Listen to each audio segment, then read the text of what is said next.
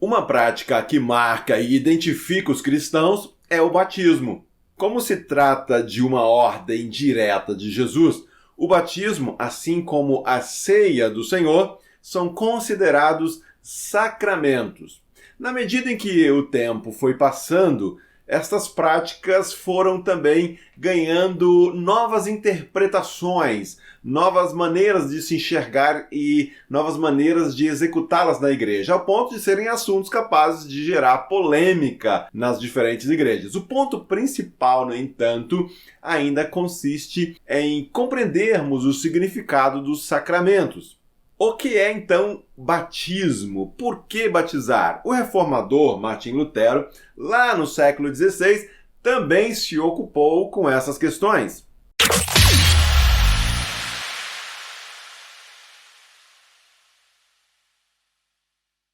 Diante dos desafios de reformar a igreja, Martim Lutero se viu confrontado com uma tarefa enorme. A igreja não é apenas representante de uma religião intimista, privada, pessoal. Qualquer pessoa que já buscou conhecer a tradição da igreja viu que a fé cristã é muito mais do que uma experiência espiritual circunstancial.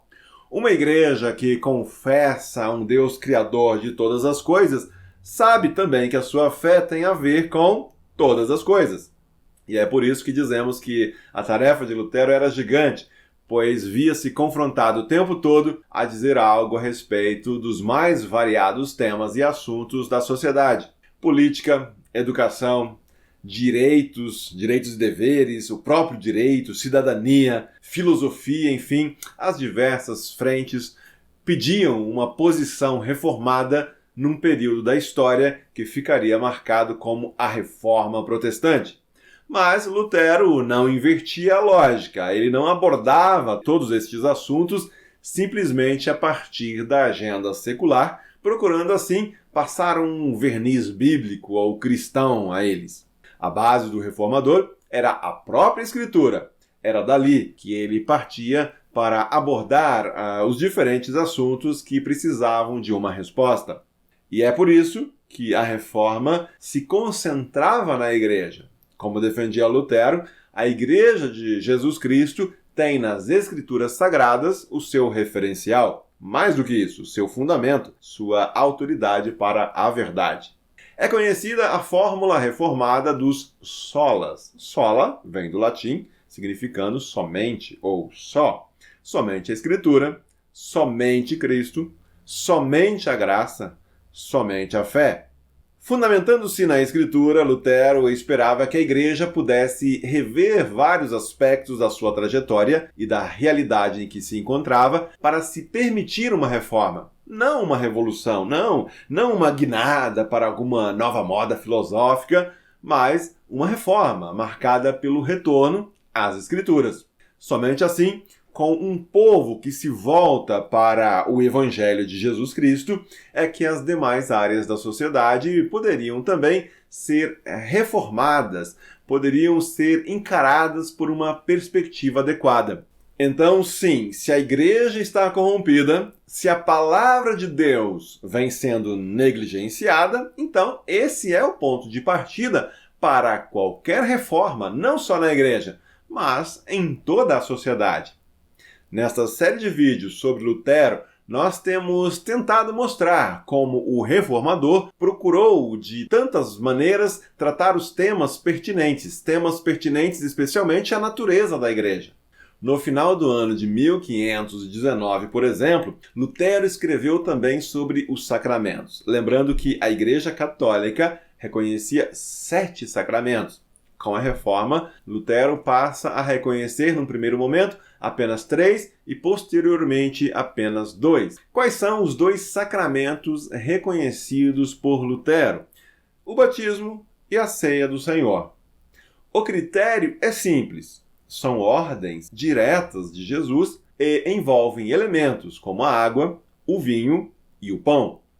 Outras práticas que não representam uma ordem clara de Jesus e que não envolvem algum elemento não seriam sacramentos, portanto. É sobre o batismo, então, que nós falaremos neste vídeo. o batismo como abordado por Lutero em 1519. Nós já temos falado aqui sobre o quanto Lutero valoriza as Escrituras. Mais tarde, ele assumiria de forma clara que os sacramentos nada mais são do que a palavra tornada visível, uma manifestação concreta de Deus tratar com os cristãos. Como já dissemos também, em 1519, Lutero ainda reconhecia 3 sacramentos. Além do batismo e da ceia, incluía ainda a penitência, mas já no ano seguinte ele ficaria apenas com 2, batismo e a ceia.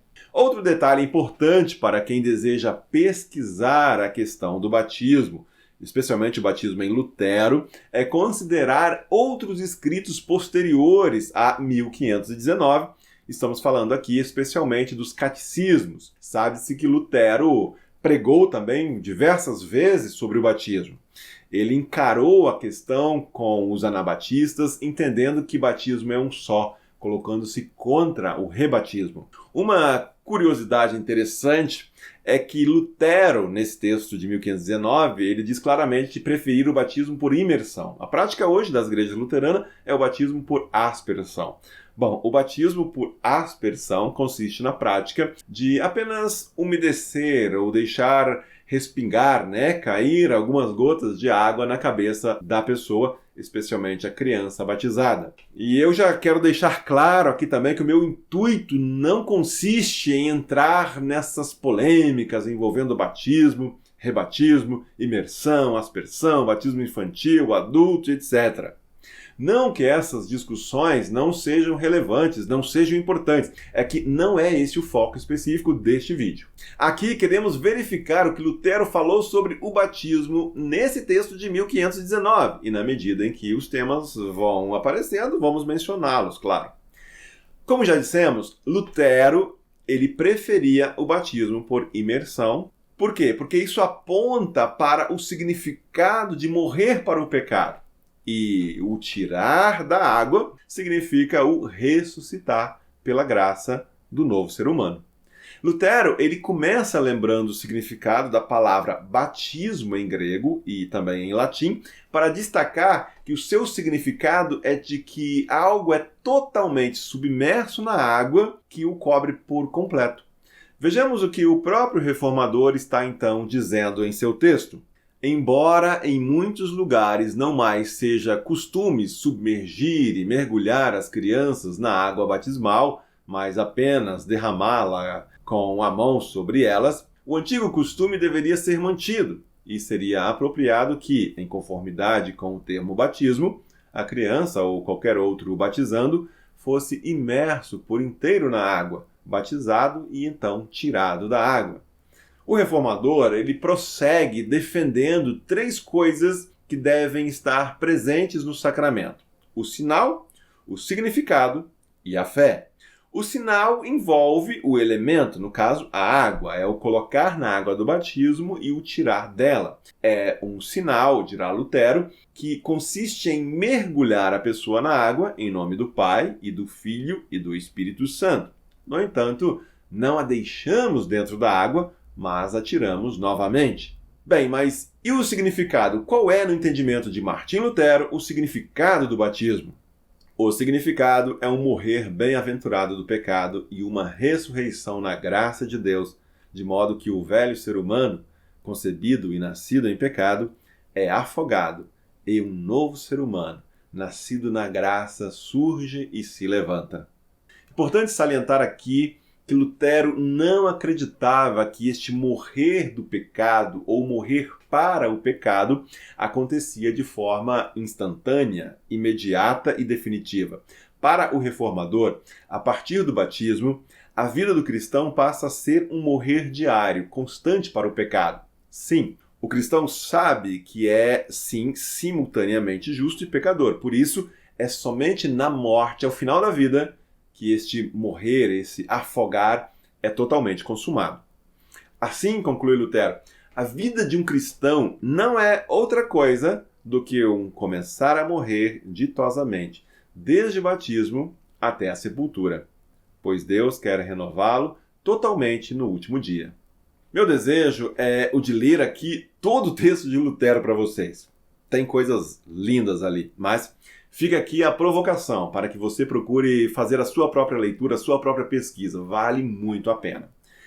Enfim, com sinal e significado, Lutero entende o batismo como um sinal de Deus sobre as pessoas, um sinal com um significado, identificando que todos os seus pecados hão de morrer e que também ela há de morrer na graça e ressuscitar no último dia para viver eternamente, sem mácula, sem pecado, sem culpa. E então, na parte final de seu texto, o reformador falará do terceiro elemento que deve estar presente no sacramento, no caso aí, a fé. A fé implica crer em tudo aquilo que o sinal expressa em significado.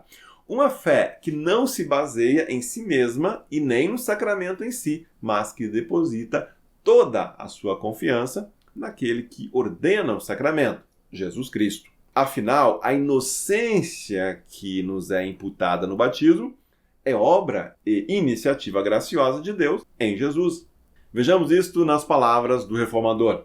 Isso quer dizer que creiamos firmemente que o sacramento não apenas significa a morte e ressurreição no último dia, pelas quais o ser humano é renovado para viver eternamente sem pecado, mas que também certamente inicia e opera isso e nos une com Deus de forma que queiramos, até a nossa morte, matar o pecado e lutar contra ele. Que creiamos firmemente que Deus, por sua vez, quer levar isso em conta e nos tratar graciosamente, não nos julgando com todo o seu rigor, pois não estamos sem pecado nesta vida até que nos tornemos puros através da morte. Lutero diz ainda algumas coisas muito importantes, especialmente levando-se em conta que o batismo pode ser facilmente banalizado e até mesmo deturpado pelas pessoas. O fato de eu ser batizado me introduz na comunidade de fé, na igreja, no povo de Jesus. Isso implica numa vida de reconhecimento do pecado e da obra de Cristo. Não deve ser banalizado. Não tenho o direito de baratear esta graça, diria o mártir alemão Dietrich Bonhoeffer. Nas palavras de Martim Lutero, enganam-se muito aqueles que acham que ficaram inteiramente puros pelo batismo. Em sua ignorância, deixam de matar seu pecado. Não querem considerar o pecado como tal, mas persistem nele. Com isso, reduzem seu batismo a nada, apegam-se apenas a algumas obras exteriores, sob as quais a soberba, o ódio e outras maldades naturais que não percebem só se fortalecem e aumentam. Não é assim. O pecado, a má inclinação, deve ser reconhecida como pecado verdadeiro. Como fica evidente, o reformador vê os sacramentos como algo muito sério. Logo adiante, ele acrescenta que a pessoa não deve desacreditar do seu batismo. Não importam as circunstâncias.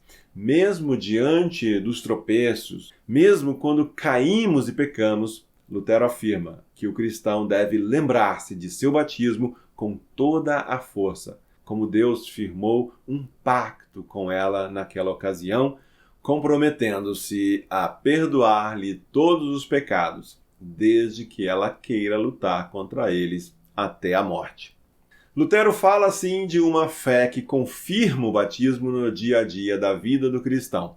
Mesmo que ainda tenhamos que viver com as tentações e os pecados, pela fé sabemos que fomos perdoados. Isso nos foi transmitido no batismo. Viver a fé no dia a dia, viver assim o batismo, é viver procurando afastar-se do pecado, evitar o pecado, expulsar o pecado, e isso até o dia da nossa morte. Viver o batismo na compreensão de Lutero consiste sim em aceitar os sofrimentos da vida e a própria morte como um caminho de evitar o pecado. Em vez de sacrifícios e práticas religiosas, em vez dos sacrifícios e exercícios religiosos, o melhor é compreender o batismo e viver por fé, pois as práticas religiosas que prometem conforto e alívio não passam de ilusão. Eles em nada servem para acumular méritos que nos garantam um lugar elevado no céu. Como iniciativa de Deus, o batismo está fundamentado na graça de Deus. Em nossa caminhada cristã, como pessoas batizadas, sabedoras do preço que Cristo pagou na cruz, devemos odiar o pecado que tanto mal tem nos feito, que custou a vida de Jesus Cristo. Não nos esforcemos em exercícios religiosos, nos enganando que com isso acumularemos méritos diante de Deus. Não precisamos tomar sobre nós o jugo e o fardo que já nos foi tirado. Antes, se há boa prática, disciplina, exercícios que queiramos e devemos nos empenhar, estes devem ser no sentido de subjugar a natureza pecaminosa e prepará-la para a morte, reduzindo e multiplicando tais exercícios na medida em que os pecados diminuem ou aumentam, escreve Lutero. O cristão batizado e que leva a sério o batismo e a promessa de Deus, portanto, é alguém alegre e grato. Estes não zombam da graça de Deus, não mais se entregam deliberadamente ao pecado, mas procuram andar nas riquezas dessa graça, agraciados por tanta misericórdia da parte de Deus. E para você que não se contenta com pouco e quer ler mais de Lutero, especialmente esse texto ao qual nós estamos nos referindo aqui, basta procurar no primeiro volume das obras selecionadas de Martinho Lutero. O link eu deixo aqui abaixo na descrição, dá uma conferida lá depois. Que Deus te abençoe, que este Deus da graça e misericórdias abençoe você e seja você uma bênção.